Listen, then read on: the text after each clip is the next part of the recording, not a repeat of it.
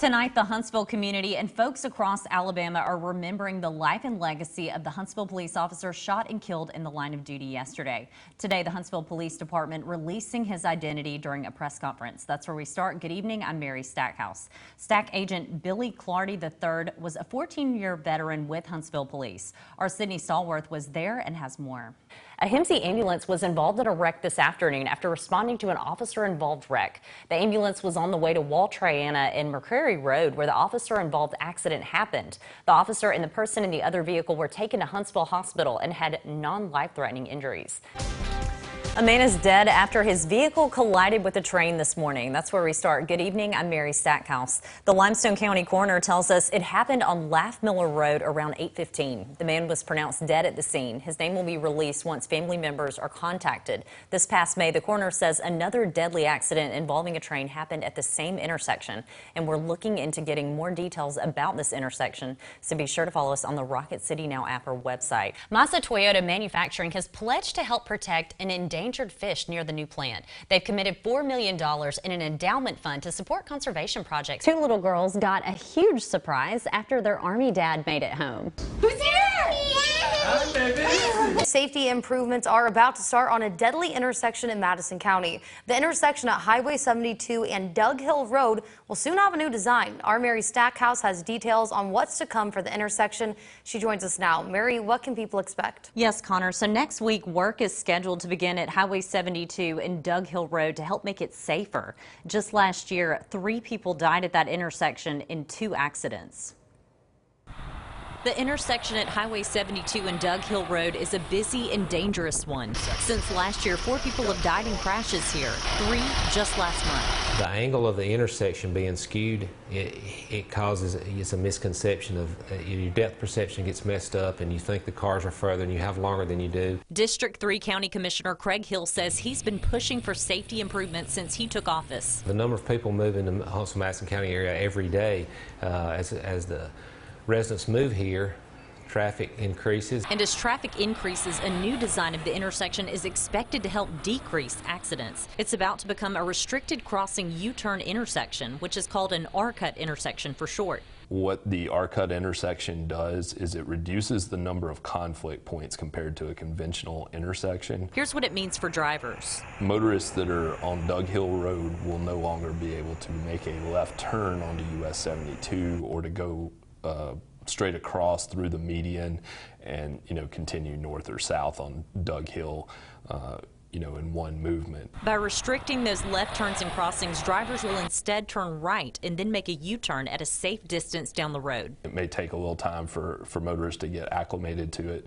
but this has been an effective measure where it's been used elsewhere. The improvements to the intersection are expected to cost around $350,000. The project is entirely state funded. Putting the Valley first, Mary Stackhouse, WZDX News. Celebrations continued tonight at the Davidson Center. A dinner was held to celebrate bringing in astronauts who were actually a part of the mission, as well as hundreds of people from the community. Our Mary Stackhouse was there and has more on the celebration. She joins us now. Mary? Yes, Mike and Connor, tonight was about remembering the day astronauts were sent to the moon 50 years ago. It was also about honoring the efforts of those here in Huntsville who make the mission possible. Hundreds gathered at the Davidson Center for the homecoming dinner golden anniversary of Apollo 11. A salute to the engineers, scientists, and crews in Huntsville whose work helped send man to the moon 50 years ago. Apollo astronauts General Tom Stafford and Colonel Al Worden, along with Skylab astronauts Colonel Jack Lausma and Dr. Ed Gibson, came to the Rocket Center for the celebration, sharing and reflecting on the launch and how far we've come in space exploration. And with the United States planning to get back to the moon in 2024, these astronauts are excited about what's to come for the future of American space exploration. The golden anniversary is also taking people who attended the event back in time. When Apollo 11 actually took off, I was 5 years old, and I still remember little snippets in my memory about it, but what I remember most is how excited my dad was afterwards, and he went out and bought these commemorative moon rocks and all the photos from the first man on the moon when Neil Armstrong stepped down there, and I still have those memories today as an adult. I heard one astronaut say that he wants to see the enthusiasm of celebrating their accomplishments 50 years ago turn into an excitement for what is yet to be accomplished. Putting the Valley first, Mary Stackhouse, WZDX News. As the newscast director at WZDX, Bob Boyer makes our daily newscast run smoothly, pushing the buttons at the right moment and rolling the videos. 7 years ago, he had a heart transplant. And today, he's not shy about sharing his testimony and letting others know about the importance of heart health and organ donation. In August of 2011, I suffered a very major, what's called the Widowmaker heart attack. 5 months later, Bob's doctors discovered he was having blood clots. They realized that it was much more damaged during the heart attack than they originally thought, so they immediately realized that I needed to be a candidate for a heart transplant. He was 46 at the time.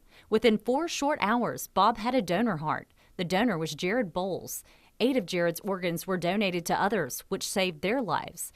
Jared's mother, Sherry Bowles, says it hasn't been easy, but she and her family have found peace in helping share the gift of life. Help with the grieving process to know that your child is living on in other people, and that hopefully they're having a great life because of his gifts. After receiving the heart, Bob wrote a letter to the family to thank them. While he couldn't reveal his identity, he dropped some clues, like one being that he's a professional Santa around Christmas time. I just remember completely having a meltdown. My kid's heart's keeping Santa Claus alive. Sherry decided to find Bob and give him a call. I'm sure he got the surprise of his life, but we had a wonderful conversation. Eventually, Bob and his donor family met in person. This past season, he had the chance to take some special photos with them.